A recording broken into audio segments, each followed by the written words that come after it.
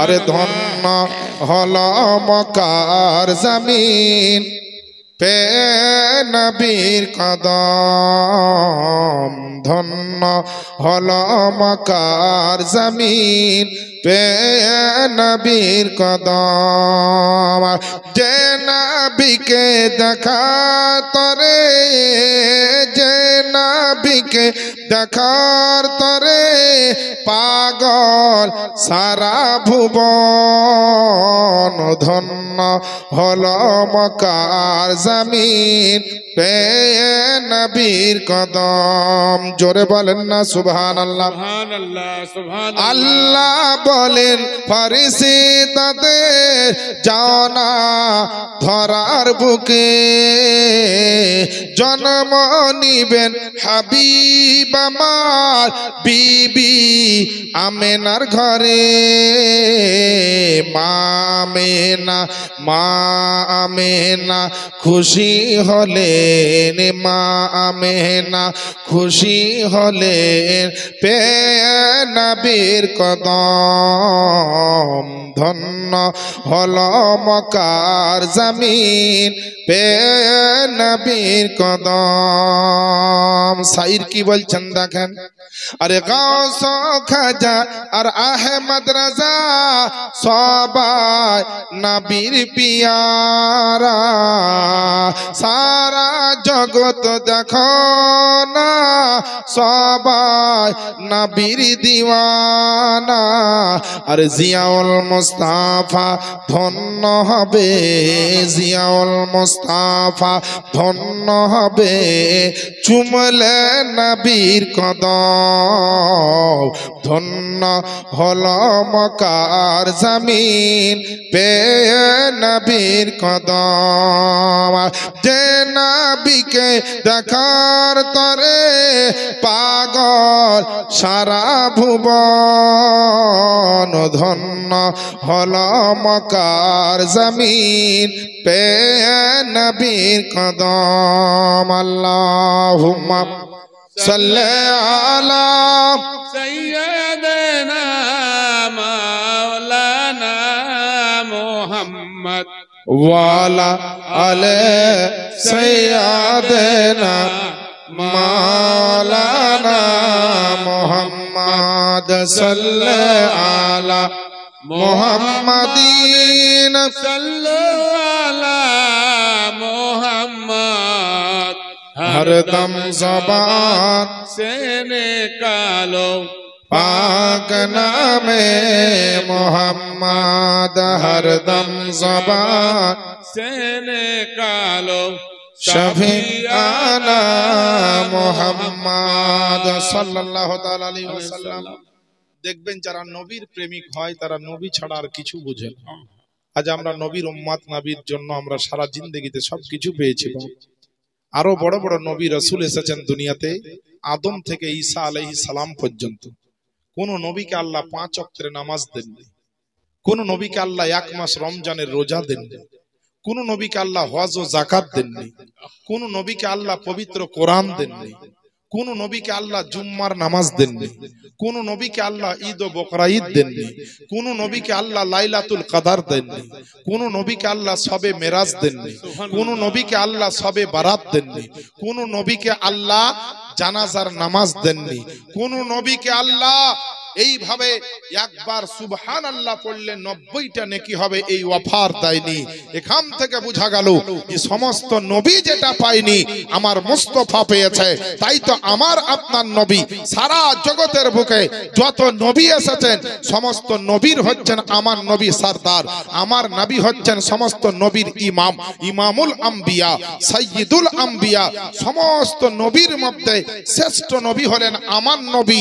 আর পৃথিবীতে যত নবীর উম্মত এসেছে তার মধ্যে আমাদের নবীর যারা উম্মত অর্থাৎ আমরা সমস্ত উম্মতের মধ্যে শ্রেষ্ঠ উম্মত হচ্ছে আমরা। একটু আলহামদুলিল্লাহ বলেন না। আলহামদুলিল্লাহ। আমার বাপজিরা ভাইরা, এত বড় অফার আল্লাহ দিয়েছেন আমাদের। নবীর দরবারে যারা যেতেন সাহাবা ইকরাম, একজন সাহাবীর একটা ঘটনা শুনেন।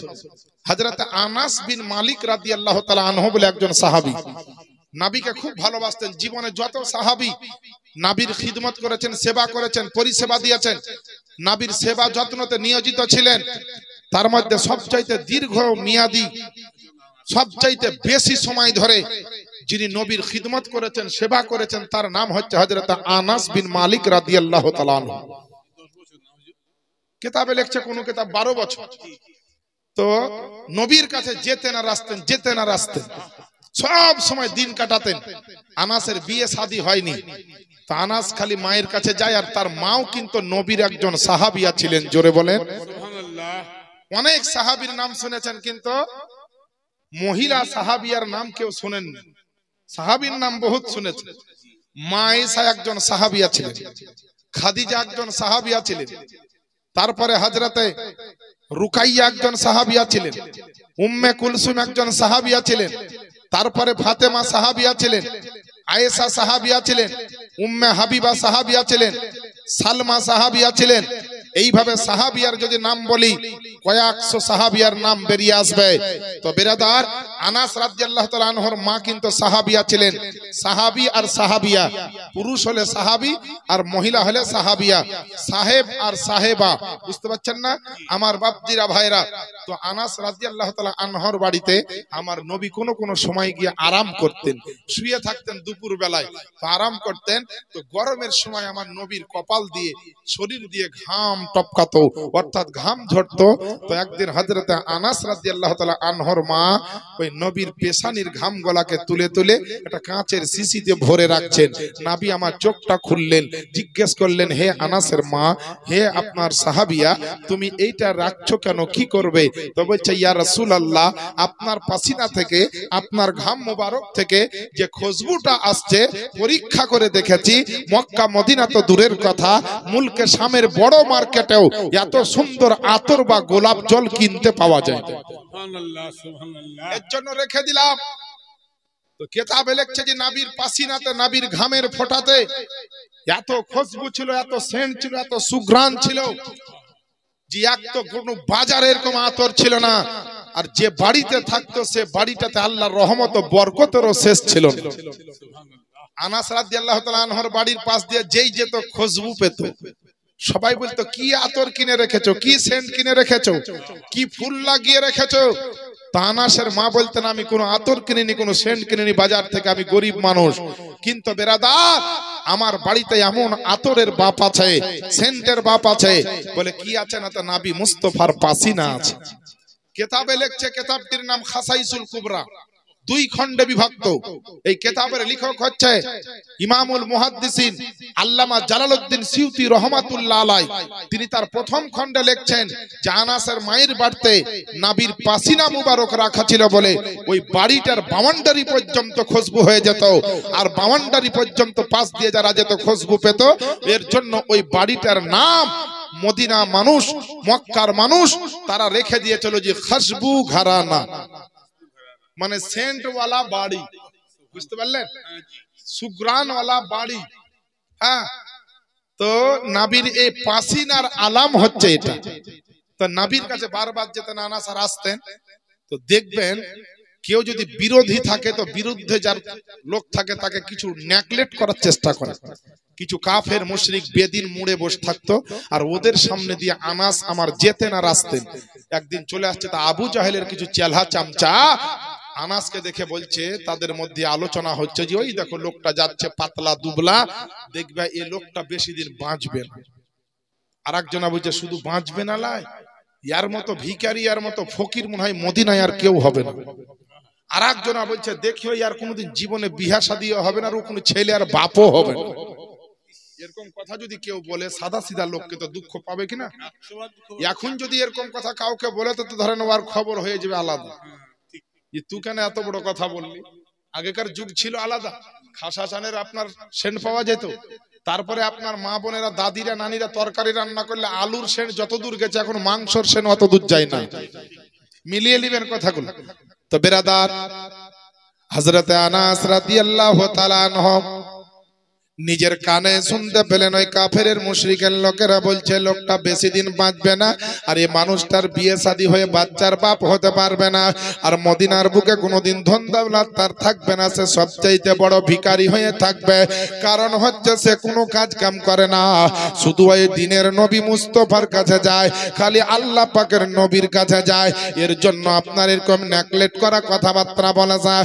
আনাসের মনে বিরাট বড় আপনার দুঃখ হয়েছে, আঘাত হয়েছে, আর দুঃখ লেগেছে, কাঁদতে কাঁদতে আপনার নিজের বাড়িতে আপনার প্রবেশ করলো। আনাস কিন্তু মায়ের একমাত্র সন্তান, সেই সময়তে তার মায়ের কাছে আর কোনো সন্তান নাই। আনাস হচ্ছে তার মায়ের কলেজার আপনার টুকরা। আনাসকে কান্না করা দেখতে পেয়ে মা জিজ্ঞেস করলো, বলে বেটা তুমি কিসের জন্য কান্না করো? প্রত্যেকদিন নবীর দরবারে যাও, আনন্দের সহিত আসো, আমার কাছ থেকে নবীর দরবারে যাও, তোমার চেহারাটা বড় চকচক করে। ওগো আমার কলেজের টুকরা বেটা, তোমাকে কে দুঃখ দিয়েছে, কষ্ট দিয়েছে একবার বলো। আনাস আপনার হাউমাউ করে কাঁদতে কাঁদতে, আনাস আপনার হাউমাউ করে চোখের পানি ঝরিয়ে কাঁদতে লেগেছে। আনাস বলছে তার মাকে, বলে মা আমি আর বেশি দিন বলে বাঁচবো না, আমি নাকি কোনোদিন ভিখারি থেকে বড় লোক হব না, তারপরে আপনার গরিব থেকে আমি টাকা পয়সাওয়ালা ব্যক্তি হব না, তারপরে নাকি আমি কোনো সন্তানের বাপ হতে পারবো না। আল্লাহ পাকের নবীর সাহাবিয়া হযরত আনাসের মা জননী তিনি বললেন, বলে বেটা রুজির মালিক হচ্ছেন আল্লাহ, হায়াতের মালিক হচ্ছেন আল্লাহ, আল আওলাদের মালিক হচ্ছেন আল্লাহ। সারা পৃথিবীর জমিনে মুসলমান ঈমান যদি থাকে, প্রত্যেকেই জানি যে সমস্ত জগতের মালিক হচ্ছেন আল্লাহ। আল্লাহ পাকের নবীর সাহাবিয়া আনাসের মা বলল, বেটা তুমি চুপে যাও, চুপে যাও, এ আবু জাহেলের লোকের কথা শুনবে না, ওই কাফের মুশরিক বেদিনদের কথাতে তুমি কর্ণপাত করবে না। মনের ভিতরে দুঃখ লেগেছে, বাচ্চা সন্তান হলে পারাও, আপনার যুবক সন্তান হলে পারাও, তার মনের ভিতরে যথেষ্ট জ্ঞান আছে, কারণ নবীর দরবারে যাওয়া লোক। এ মুসলমান নবীর যারা আশিক হয়, নবীর যারা প্রেমিক হয়, নবীর যারা দিওয়ানা হয়, তারা আপনার বোকা হতে পারে না, তারা আপনার জ্ঞানহীন হতে পারে না, তারা আপনার ব্রেন খারাপ নষ্টওয়ালা হতে পারে না। আল্লাহ পাক যারা নবীর আশিক প্রেমিক হয়, তাদেরকে আল্লাহ বড় সম্মানের জায়গা দিয়ে দেয়, পৃথিবীর জমিনও পাবে, কাল আখিরাতেও তারা সম্মানের দরজা পাবে। বলেন না সুবহানাল্লাহ। সুবহানাল্লাহ। এ মুসলমান আমার বাপজিরা ভাইরা, যে যেখান থেকে ওয়াজ নসিহত শুনছেন, ভালো করে একটা কথা মাথায় রাখবেন, আপনি মুসলমান দাবি করেন, আপনি নবীর উম্মত দাবি করেন, ঈদ বকরা ঈদের নামাজ পড়েন, জুম্মার দিনে হয়তো অনেকে যান, ঈদ বকরা ঈদে অনেকে সকলে যান, কিন্তু মুসলমান আপনাকে মাথায় রাখতে হবে, ভারতবর্ষে যদি বাস করতে চান, ভারতের সংবিধান আপনাকে মানতে হবে। পাকিস্তানে যদি বাস করতে চান, পাকিস্তানের সংবিধান আপনাকে মানতে হবে। যদি আপনি আমেরিকাতে বাস করেন, আমেরিকার সংবিধান আপনাকে মানতে হবে। ইংল্যান্ডে যদি আপনি বাস করেন, ইংল্যান্ডের সংবিধান মানতে হবে। এ মুসলমান, সংবিধান না মানলে তোমার আমার যারা সংবিধান মানবে না, তাদের আপনার নাগরিকত্ব বাতিল হয়ে যাবে, তাদের ন্যাশনালি আপনার সমস্ত জিনিস আপনার ক্যান্সেল হয়ে যাবে, সে আপনার নাগরিক বলে আর বিবেচিত বিবেচনার মধ্যে থাকবে না। এ মুসলমান বাপজিরা ভাইরা, এই দেশের মধ্যে যদি বাস করতে গেলে দেশের সংবিধানকে মানতে হবে। যেই দেশে আপনি থাকতে চান, ওই দেশের যদি সংবিধানকে মানতে হয়, তাহলে আপনি ইমানদার মুসলমান, নিজের বিবেককে একবার জিজ্ঞেস করুন, আপনি মুসলমানের মধ্যে থাকবেন, অর্থাৎ ইসলামের মধ্যে থাকবেন, আল্লাহর বান্দা বলে নিজেকে পরিচয় দিবেন, নবীর উম্মত বলে নিজেকে পরিচয় দিবেন, আমি একজন মুসলমান বলে পরিচয় দিবেন, আর আপনি ইসলামের সংবিধান মানবেন না, আল্লাহর কোরআন নবীর হাদিস মানবেন না, শরীয়তের দলিল আপনি মানবেন না। যেমন দেশের সংবিধান না মানলে পারে আপনার নাগরিকত্ব বাতিল হয়ে যাবে, ইসলামের সংবিধান না মানলে খাতা কলমে নাম থাকলেও আমার আল্লাহ পাকের দরবারে আপনার নাম ক্যান্সেল হয়ে যাবে। কারো বাপের ক্ষমতা নাই, ওখানে তো আপনার কোন রকম মেল যাবে না, ফেসবুক যাবে না, ইন্টারনেট যাবে না, কি করবেন আমার বাপজিরা ভাইরা গো? এর জন্য বলি, আল্লাহর পবিত্র কোরআন কি মেসেজ দিয়েছেন মানুষের জন্য? উঠিয়ে দেখুন পবিত্র কোরআন শরীফ প্রথম নাম্বার পারা, সূরাটির নাম সূরা আপনার আল বাকারা, 42 নাম্বার আয়াত। আল্লাহ পাক ঘোষণা দিচ্ছেন, ওয়াকিম ওয়ালা তালবিসুল হাক্কা বিল বাতিলি ওয়া তাকতুমুল হাক্কা ওয়া আনতুম তা'লামুন, এবং তোমরা সত্য আর মিথ্যাকে এক করে দিও না, মিশ্রিত করে দিও না, আর হককে জানার পরে, সত্যকে জানার পরে তোমরা গোপন রেখে দিও না। এবার বুকে হাত দিয়ে বলেন মুসলমান, আমাদের বর্তমান সময়ে মুসলমান বলেন আর দেশে ঘরে বলেন, সত্য আর মিথ্যা কি আলাদা আছে? আমরা তো মুসলমান ইমাম হোসাইনের দলের লোক। ইমাম হোসাইন সত্যর জন্য লড়াই করেছে, বাতিলকে মিটাবার জন্য লড়াই করেছে।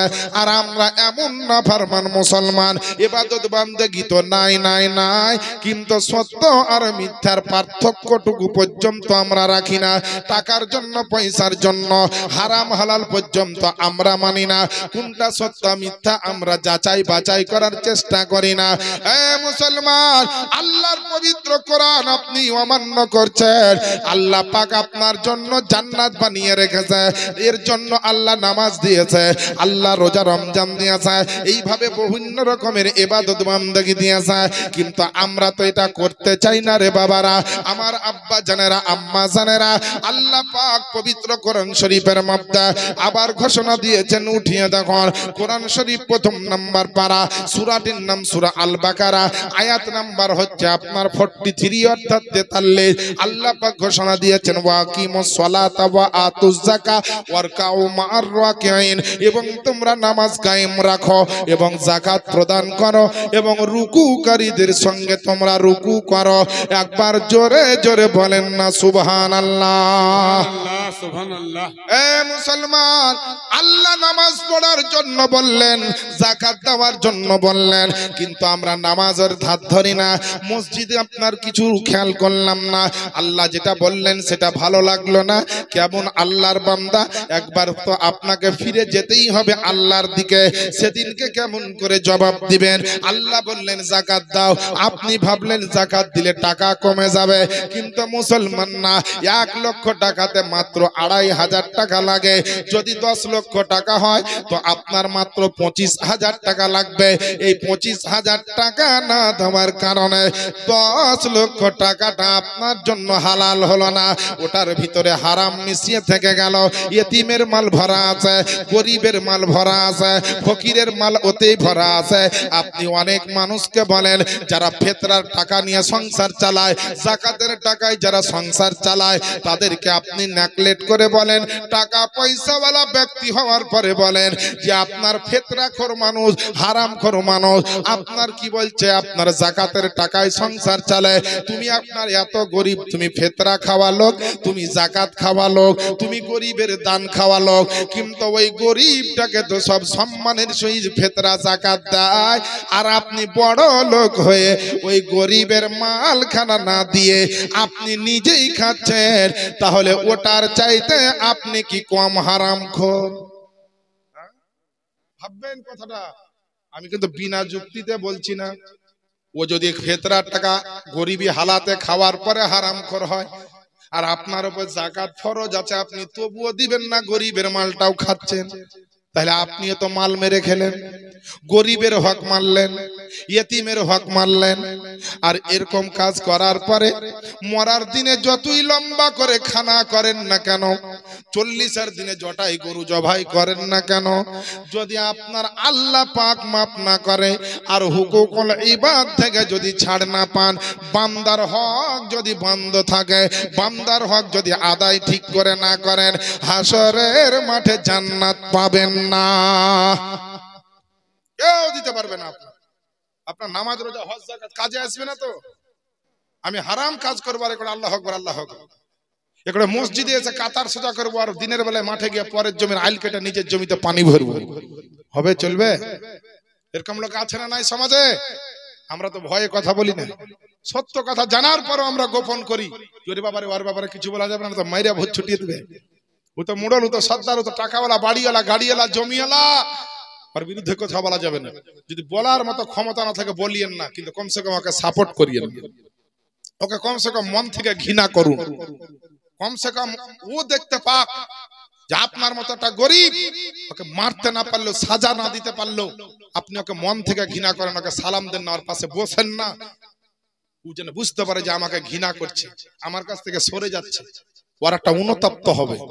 বহু রকমের মার হয়, খালি লাঠি দিয়ে মারা হয় না, কলম দিয়েও মারা হয়, জবান দিয়েও মারা হয়, ব্যবহার দিয়ে মারা হয়, ভাতের রুটিতে মারা হয়, সংসারে মারা হয়, বিজনেসের মাধ্যম দিয়ে মারা হয়, চোখের ইঙ্গিত ইশারাতে মারা হয়, চেহারা দেখা না দেখার ব্যাপার দিয়ে মারা হয়। কিন্তু আমরা মনে করছি লাঠি দিয়ে ভাড়া ভাড় সাপ বাড়া করে বাড়িয়ে দিলাম, তার মানে এই বড় বাহাদুরের বেটা বাহাদুর খুব মারপিট করে দিয়েছে। আমার বাপজিরা ভাইরা, হযরত আনাসের কান্না কিন্তু থামছে না, আর মা বলছে চুপো বেটা, না কোনো মতেই চুপে না। আনাসকে বলছে যে তাহলে চল, তুই তো আমার কথায় চুপবি না, তোকে নবীর কাছে নিয়ে যাবো, ওখানেই তোর ফায়সালা করবো, চ। হযরত আনাসকে নিয়ে তার মা হাঁটতে হাঁটতে হাঁটতে আমার নবী মুস্তাফার দরবারে চলে গেলেন। জোরে বলে দেন সুবহানাল্লাহ। সুবহানাল্লাহ। নবীর দরবার কোন দরবার? আহা, যেখানে মুআল্লিমুল মালাইকা হযরত জিবরাইল আলাইহিস সালাম পর্যন্ত মাথা ঝুঁকিয়েছে, কদম চুমেছে, সেই দরবারের নাম হচ্ছে মুস্তাফার দরবার।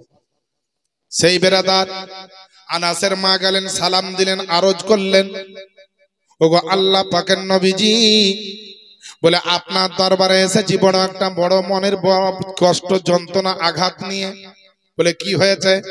বলে আনাস এত কান্না করে, আপনার কয়েক ঘন্টা ধরে আনাসকে চুপাতে পারি না। আনাসকে আপনার আমার রহমাত আলী আলামিন পয়গম্বর জিজ্ঞেস করছে, বলে বেটা আনাস কি হয়েছে একবার বলো। আনাস বলতে আছে, ইয়া রাসূলুল্লাহ, ইয়া হাবিবাল্লাহ, নবী গো, আমি আপনার কাছে আসি বসি বলে, আপনাকে মহব্বত করি বলে, আপনার কথা মোতাবেক চলি, আপনার খিদমত সেবা করি বলে, ওই কাফের মুশরিক বেদিনের দলেরা ওই ত্রিমোহনী রাস্তার উপরে বসে বসে আমাকে দেখার পরে একটা আপনার আলোচনা করলো, আমি নাকি বেশি দিন বাঁচবো না, আমি নাকি কোনোদিন টাকা পয়সার মালিক হব না, আমি নাকি কোনোদিন সন্তানের বাপ হব না। আল্লাহ আল্লাহ, আমার নবী আপনার নবী, যেই নবীর কাছে বড় বড় বিজ্ঞান ফেল হয়ে গেছে, যে নবীর আপনার উক্তি যুক্তির কাছে মাস্টার ডাক্তার টিকবে না, যে নবীর কাছে পৃথিবীর কোনো শক্তি টিকবে না। কারণ পৃথিবীর যাদের কাছে শক্তি আছে এদের নিজের তৈরি করা শক্তি, আর আমার নবীর কাছে যে শক্তি ছিল এই শক্তিটা আমার আল্লাহ পাকের দেওয়া শক্তি। এর জন্য বেরাদার আমার আম্মার আব্বা জানেরা, আম্মা জানেরা, আমার নবী মুস্তাফা বললেন, বলে তোমার জন্য কি করতে হবে? আনাসের মা বললেন, আনাস বললেন, ইয়া রাসূলুল্লাহ, তাহলে তারা কি সত্য বলেছে? আমার নবী বলছেন, বলে না না, বলে তোমার জন্য একটু আমি দোয়া করে দিব, দোয়া করে দিব, আর দোয়ার মাধ্যম দিয়ে তুমি অনেক কিছু পেয়ে যাবে। আল্লাহ পাকের নবী আপনার আমার নবীজি হাত উঠালেন, সঙ্গে আপনার আনাসের মা আনাসও হাত উঠালেন, একসঙ্গে আপনার আমার নবী দোয়া করছেন। আল্লাহ পাককে বলছেন আমার আপনার নবী, আল্লাহ পাকের দরবারে ইলাহিতে বলছেন আমার নবী, ওগো রব্বুল আলামিন, তুমি আনাসের হায়াতটাকে তুমি বরকত দিয়ে দাও, আনাসের আপনার দীর্ঘ আয়ু করে দাও, আনাসকে আপনার বড় অনেক দিন ধরে পৃথিবীতে বাঁচিয়ে রাখো। আনাসের জন্য ওগো রব্বুল আলামিন তার রুজি রোজগারে বরকত দিয়ে দাও, তার ধন দৌলতে আল্লাহ তুমি বরকত দিয়ে দাও। দুটো দোয়া করা হয়েছে, এবার 3 নাম্বার দোয়া করছেন নবী, ওগো রব্বুল আলামিন আনাসকে কয়েকটা সন্তানের বাপ বানিয়ে দিও। কি বললে? যে আল্লাহ তুমি আনাসকে কয়েকটা সন্তানের বাপ বানিয়ে দিও। দোয়া শেষ হলো, আনাসকে বলছেন আমার নবী, আনাস তুমি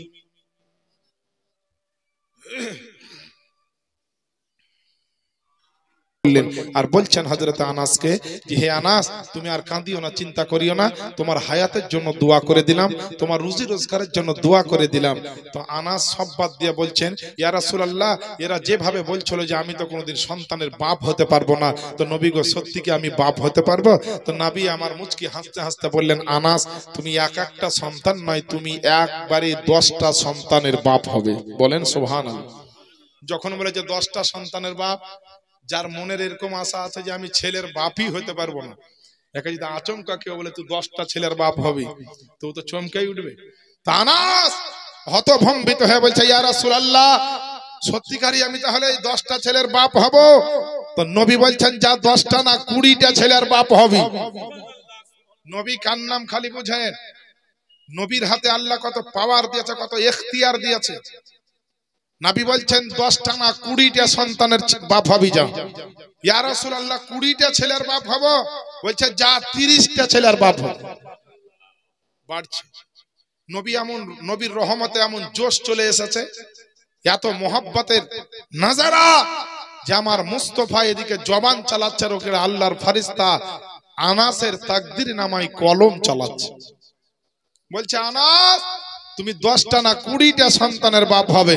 তখন বলছে ইয়া রাসূলুল্লাহ সত্যি তাহলে আমি এতটা সন্তানের বাপ হব? নবী বলছেন যা 30টা ছেলের বাপ হবে। ইয়া রাসূলুল্লাহ আমি 20টা ছেলের বাপ হব, 30টা ছেলের বাপ হব? তো নবী বলছেন যা 40টা ছেলের বাপ হবে। নবীকে বলছে ইয়া রাসূলুল্লাহ এতটা সন্তান আমার হবে। নবী আবার বলছে 50টা ছেলের বাপ হবে। এইভাবে নবী বাড়াতে আছে। আনাস জিজ্ঞেস করতে আছে আপনার বেরাদার আমার নবী কতটা বাড়ালেন আর আনাস কতটা সন্তানের বাপ হবেন এই খবর দিলেন। আজ আপনাদেরকে শোনাবো, এই খবর শেষ পর্যন্ত শুনে আমরা ইনশাআল্লাহ যাব। তবে তার আগে একটা কথা বলবো, 5 ওয়াক্তের নামাজ পড়েন, শরীয়ত মোতাবেক চলেন। যারা চালাক লোক হয়, বুদ্ধিমান লোক হয়, পরহেজগার লোক হয়, উন্নত মানের লোক হয়, তারা জানে যে পৃথিবী বেশি দিনকার নয়। যদি আখিরাতে যে যদি জান্নাত নিতে হয়, আল্লাহ রাসূলের দরবারে সম্মান নিতে হয়, তো দুনিয়াতে মসজিদকে ভালোবাসো, নামাজ রোজাকে ভালোবাসো, মাদ্রাসাকে ভালোবাসো, জালসা প্রোগ্রামকে ভালোবাসো, এক কথায় ধর্মীয় কাজকে ভালোবাসো। এর জন্য যারা সত্যিকারী চালাক মানুষ, যারা বুঝে, তারা অনেকে বলে যে একতলা মসজিদে যত মার্বেল লাগবে আমি একাই দিয়ে দিলাম। কে বলে মাদ্রাসার একটা ঘর আমি একাই করে দেব। এইভাবে যারা সত্যি পরহেজগার লোক, যারা বুঝে হাসর কিয়ামত কবর সবকে যাদের বিশ্বাস আছে, তারা এই রকম কাজ করে। তো বেরাদার আমার নবী কতটা সন্তানের বাপ হবে এই খবর আনাসকে শেষ পর্যন্ত দিলেন। আমি বলবো তার আগে আপনাদেরকে একটু আমি বলতে চাই যে নবীর আদর্শ নীতি আখলাক চরিত্রের বিষয়গুলা একটু অবগত হবেন। আর আপনি নবীর উম্মত যখন আপনার চরিত্রটা যেন আমার নবীর দিকে যায়, নবীর সুন্নাত মোতাবিক যায়, হাদিস ও কোরআন মোতাবিক যায়। আমার বাপজিরা ভাইরাম, আল্লাহ পাকের নবীর আদর্শ নীতি আপনার জীবনে যদি আপনি আনতে পারেন, পৃথিবীর মানুষ আপনাকে সালাম করবে এবং কাল মরার পরে হাসরের ময়দানে আল্লাহর ফেরেশতারা পর্যন্ত আপনাকে সালাম দিবে। এ মুসলমান দুনিয়ার বুকে হাদিস শরীফের মধ্যে আছে, কেউ যদি আপনার রোজার মাসে আপনার ইতিকাফের মধ্যে আল্লাহ তাআলার ইবাদত বান্দেগীর নিয়াতে ইতিকাফ করে নাই, আল্লাহর নূরের ফেরেশতা জিবরিল আমিন তাকে পৃথিবীর জমিনে এসে সালাম দিয়ে মুসাফা করে যায়। মুসলমান, রমজান মাসে যদি আপনার একটা ইতিকাফের জন্য যদি জিবরিল আমিন সালামের মুসাফা করে যায়, তাহলে যারা সারা জিন্দেগি নবীর সুন্নাতের উপরে চলবে, নবীর আদর্শ নীতির উপরে চলবে, তাহলে সে মুসলমানের উপরে কত সালাম ফেরেশতা আসতে পারে। এর জন্য তো বলি নবীর আখলাক চরিত্রের কথা শুনবেন বেরাদার। নবীর দরবারে যখন নবী আলোচনা রাখতেন, সাহাবায়ে কেরামেরা নবীর দিক থেকে মুখ ফিরাতেন না। আমার নুরানি চেহারা খানা নবী মুস্তাফার দেখতে থাকতেন, আর সাহাবীরা পেটের খিদা পর্যন্ত নবীর প্রেমে পাগল হয়ে ভুলে যেতেন। নবীর জবানের প্রত্যেকটা কথা হীরা মণি মুক্তার চাইতে আপনার জানো দামি।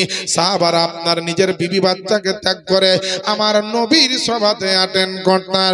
আজ বড় দুঃখ লাগে, আজকে মুসলমানকে ডাকলে পারে যেই জায়গায় বসলে জ্ঞান অর্জন হবে, যেই জায়গায় বসলে নেকির পাল্লা ভারী হবে, যেই জায়গাতে বসলে পারে আল্লাহ এবং তার রাসূল খুশি হবে, সে জায়গায় মুসলমানকে আপনার ডাকলে পাওয়া যায় না। আর যেখানে গেলে আল্লাহ নারাজ হবে, যেই জায়গাতে গেলে গুনার পাল্লা ভারী হবে, যেই জায়গাতে গেলে রুজি রোজগারে বরকত কমে যাবে, যেই জায়গাতে গেলে আল্লাহর লানাত হবে, আল্লাহর ফেরেশতাদের লানাত হবে, ওই সমস্ত জায়গার মধ্যে মুসলমান যেতে চায় এবং যেতে ভালোবাসা। আমার বাপজিরা ভাইরা, আমার নবীর চেহারা সম্পর্কে আর আমার নবীর আদর্শ আখলাক চরিত্র সম্পর্কে আমার শায়ের কি বলছেন দেখে, যে চেহারা নূরেতে ভরা, আদর্শ কোরআনের পারা। সুবহানাল্লাহ বলা যাবে না বাপ? ও ভাই আপনারা ওই দূরে কেন বসছেন, একটু সামনে বসেন না জি। আমি আর বেশিক্ষণ আপনাকে কষ্ট দেব না, একটু সামনে বসেন। খুব ভালো লাগে। সাগরদিঘি একদম মুর্শিদাবাদের শেষ প্রান্তরে বাড়ি আমার, মানে সাগরদিঘির পরে আর কোনো থানা নাই, বীরভূমের বর্ডার। এত দূর থেকে কষ্ট করে এসেছি, সামনে বসেন দাদা আমার, আমার আব্বা জানেরা ভাইরা, যে যেমন বয়সে তাকে সেইভাবে ডাকছি, চলে আসেন আল্লাহর রহমতে, আল্লাহর মহব্বতে আসেন, আমার জন্য নয়। চেহারা নূরেতে ভরা, আদর্শ কোরআনের পারা, জান্নাতের চাবি যার হাতে, জান্নাতের চাবি যার হাতে, তিনি উম্মতের সাহারা। চেহারা নূরেতে ভরা, আদর্শ কোরআনের পারা, বলেন না সুবহানাল্লাহ। সুবহানাল্লাহ সুবহানাল্লাহ। নবীর উম্মত হয়ে নবীর সম্মান করতে জানলাম না, আদব কায়দা করতে জানলাম না, আর কারা করেছে কাঁকর পাথর গাছপালা। শাইর বলছেন পাথর পাথর কদম চুমে, বৃক্ষ দেখিয়া ঝুমে, বলেন না সুবহানাল্লাহ। আরে পাথর কদম চুমে, বৃক্ষ দেখিয়া ঝুমে, ঝাঁকে ঝাঁকে সালাম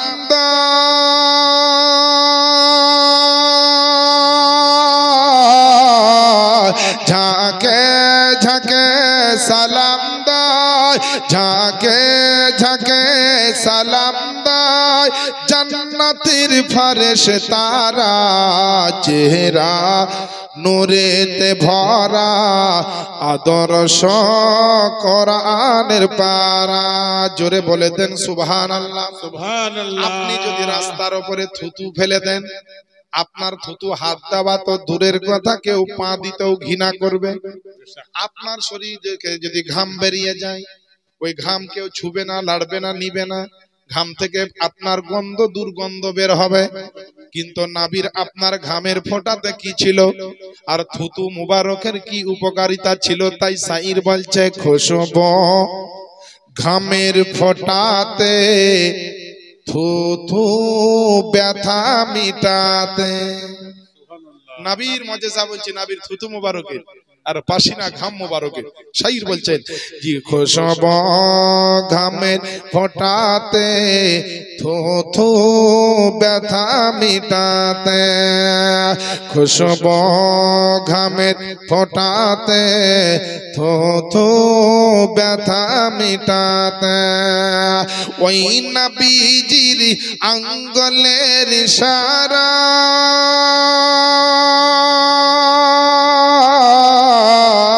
ওই নবীজির আঙ্গুলের ইশারায়, ওই নবীজির আঙ্গুলের ইশারায় চন্দ্র হয় পারা পারা।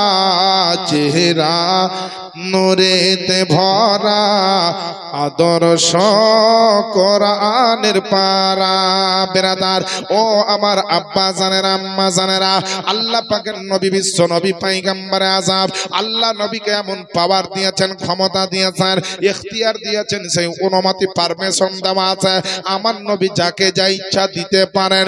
যেমন বেরাদার আল্লাহ পাকের নবী আনাসের জন্য বললেন 50টা ছেলের বাপ হবে। আনাস হতভম্বিত হয়ে যে ভাবছিল আমি একটা ছেলের বাপ হওয়ার মনে হয় ক্ষমতা নেই, আমার নবী বলছেন 50টা ছেলের বাপ, কারণ নবীর কথা এদিক ওদিক হতে পারে না। আনাসের এরকম দৃঢ় বিশ্বাস ছিল। তাই আনাস আনন্দিত হয়ে বলছেন, ওগো নবী, ওগো আল্লাহ পাকের হাবিব, আমাদের আকা নবী মুস্তাফা, আমি কি সত্যিকারই 50টা ছেলের বাপ হব? বিশ্বাস হচ্ছে না আমার, আমি এত দুর্বল মানুষ, আমার জন্য বলছে সন্তানের বাপ হবে না। আপনি বলছেন 50টা ছেলের বাপ হব, আমার নবী বলছেন যা যা 50টা নয় তুই 60টা ছেলের বাপ হবে। আনাস বড় চিন্তায় পড়ে গেছে, উঠে দাঁড়িয়ে গেছে। ওগো আল্লাহ পাকের নবী, এতটা সন্তান আমার হবে, কোথায় কিভাবে আপনার থাকবে, কে কিভাবে আপনার বড় হবে, লালন পালন হবে? আনাসের বড় চিন্তা হয়েছে। দুটো ছেলের ভরণ পোষণ করা সম্ভব হয় না বর্তমান সময়ে। আনাসের আপনার 60টা ছেলের খবর দিচ্ছেন আমার নবী। আনাস বলছেন, গো আল্লাহ পাকের নবী 7টা ছেলের বাপ, আমি এতটা সন্তানের বাপ হব। তো আনাসকে বলছেন আমার নবীজি বলে যা যা তুই 70টা ছেলের বাপ হবি। যত আনাস জিজ্ঞেস করছে আর নবী আমার তত বাড়াচ্ছে, 70-এ চলে গেছে। নবীর কদম ধরে নিয়েছে হযরত আনাস, ইয়া রাসূলুল্লাহ আর বাড়াই না, আর বাড়াই না, আর পারবো না গো নবী, এত সন্তানের বাপ আমি কি করে কি করব, কোথায় কাকে কন্ট্রোল করব, কিভাবে দেখভাল করব নবী গো, আর বাড়াই না। আমার নবীর কদম ধরে নিয়েছে, তাও আমার নবী বলছে যে 80টা ছেলের বাপ হবে। কিতাব রেডি আছে আমার কাছে, কিতাব আছে আমার কাছে, যদি কেউ দেখবে মনে করে যে ঘটনা সত্য নাকি, এটা হাদিসের একটা ব্যাখ্যা বিশ্লেষণ আপনাকে শোনাচ্ছি আমি।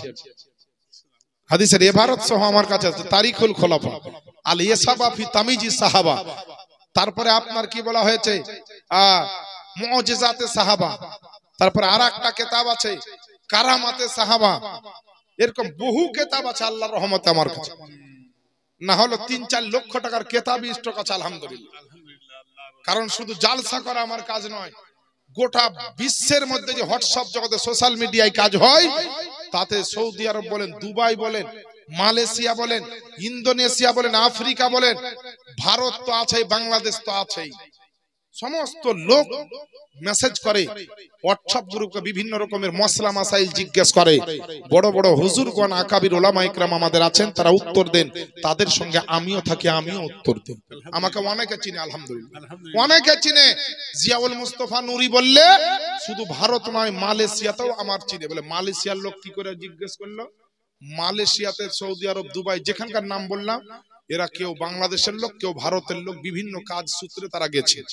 তারা বাংলাতে গিয়ে জিজ্ঞেস করে, হুজুর ইফতারের দোয়া বলে, তারাবির নিয়াত বলে দেন, অমুক বলে দেন, এই ঘটনা ঘটেছে, সেহরি খাওয়া হয়নি, ইফতার রোজা হবে কিনা, তারপরে তারাবি 10 রাকাতের মধ্যে 10 রাকাত পেয়েছি, 10 রাকাত পাইনি, বলে নামাজে এই ভুল হয়ে গেছে। সব আমাদেরই ভারতের লোক, তারা বাইরে কাজে আছে। আমাদের ভারতের লোক সৌদি আরব, দুবাই নাই, মালয়েশিয়া, আফ্রিকাতে নাই, যে মুসলমান আছে তারা এরকম প্রশ্ন করে, আর এর জন্য কিতাব পড়তে হয়। তো আপনাদেরকে বলবো বাবা, যে আমার বিশ্বনবী আকা নবী মুস্তাফা এইভাবে বাড়াতে বাড়াতে কতটা বাড়িয়েছিলেন, এখনো কিন্তু শেষ ঘাটে আমি যাইনি, এখনো কিছু আছে, সন্তান আরো বাড়বে। তো আমার নবী কত দূর বাড়ালেন, আর আনাস কতটা সন্তানের বাপ হওয়ার তিনি খবর পেলেন, এই খবরটা বলবো। কিন্তু তার আগে আমি বলতে চাই আপনাদের, আমি জানি আপনারা নবীকে ভালোবাসেন, নবীকে মহব্বত করেন, আল্লাহর উপর ঈমান আছে, কোরআনের প্রতি ভালোবাসা, মহব্বত, ঈমান আছে, ধর্মের প্রতি টান আছে। এর জন্যই তো আজকে আপনারা মহতি জালসার সভায় এসে আপনারা উপস্থিত হয়েছেন। একজন লোককে বলতে চাই, একজন নবীর আশিককে বলতে চাই, একজন নবীর প্রেমিককে বলতে চাই, একজন নবীর দিওয়ানাকে বলতে চাই, একজন গোলামারে মুস্তাফাকে বলতে চাই, এই মসজিদের উন্নতি কল্পে জালসা, আল্লাহর ঘর মসজিদ, ইবাদত খানা মসজিদ, খোদার ঘর মসজিদ, এই মসজিদের জন্য একটা লোক আছেন মাত্র 5000 টাকা দিবেন। একটা লোক আছেন, একটা লোককে বলতে চাই, একজন ভাগ্যবান লোক, নগদ কিংবা বাকি।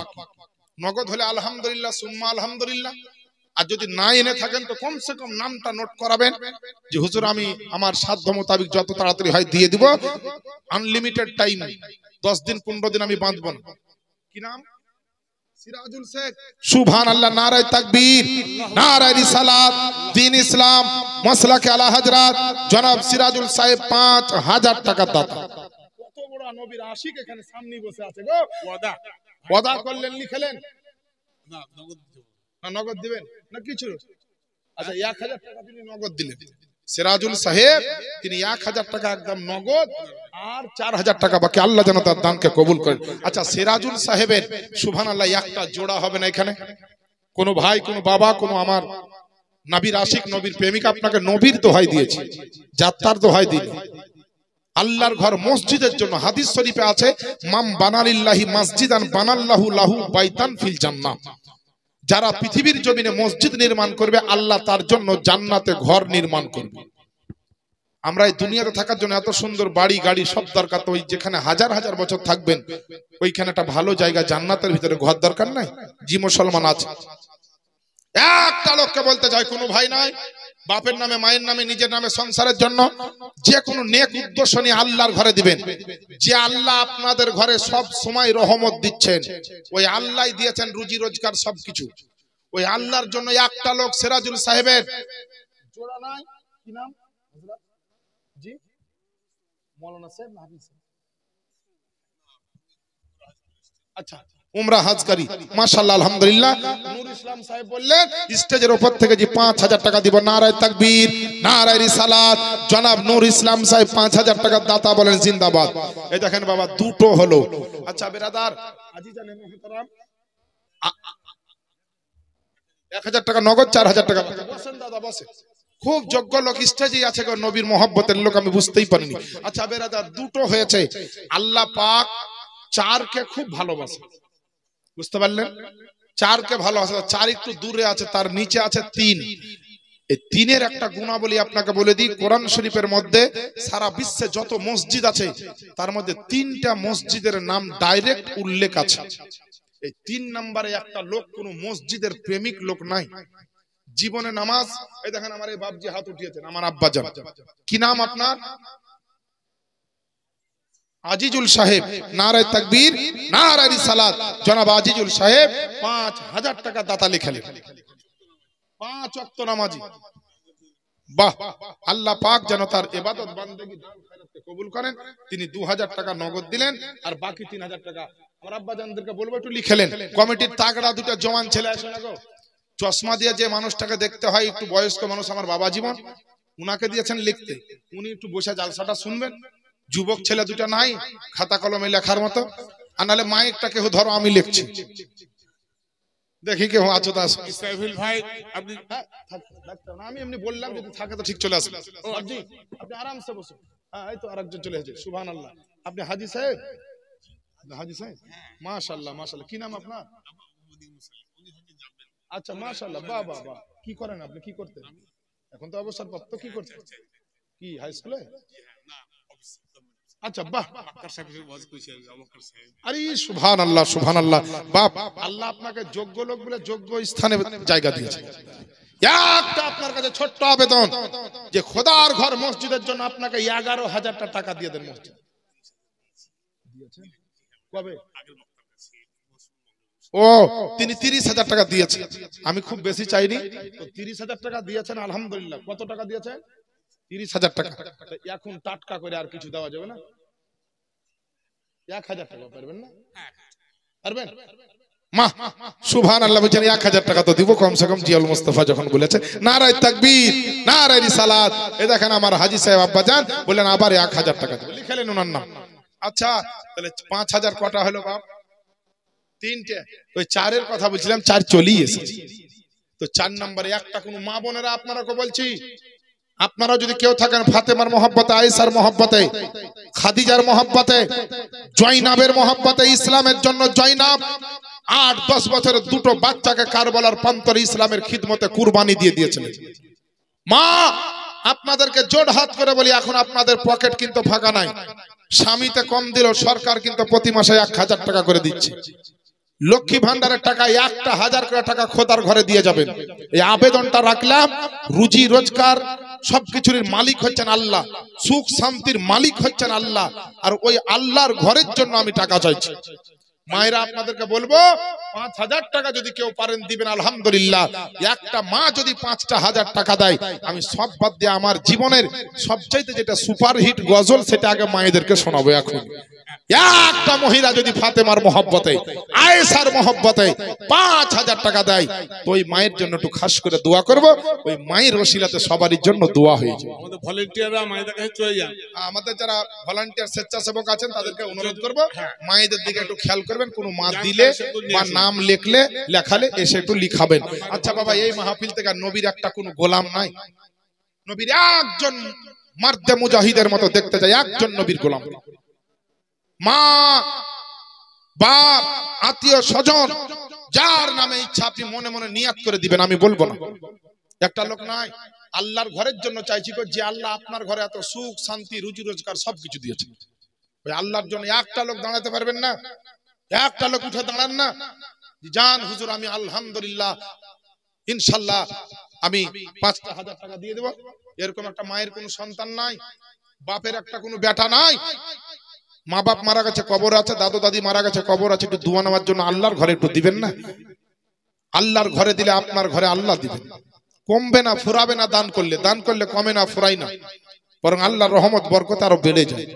নাই কোনো একটা মুসলমান সৎহৃদয় ব্যক্তি 4 নম্বরে 4টি ব্যক্তির কাছে নিব, তারপর ইনশাআল্লাহুল আজিজ ওই হযরত আনাস রাদিয়াল্লাহু তাআলা আনহুর কতটা সন্তানের খবর দিচ্ছেন আমার নবী ওটা বলবো। টেনশন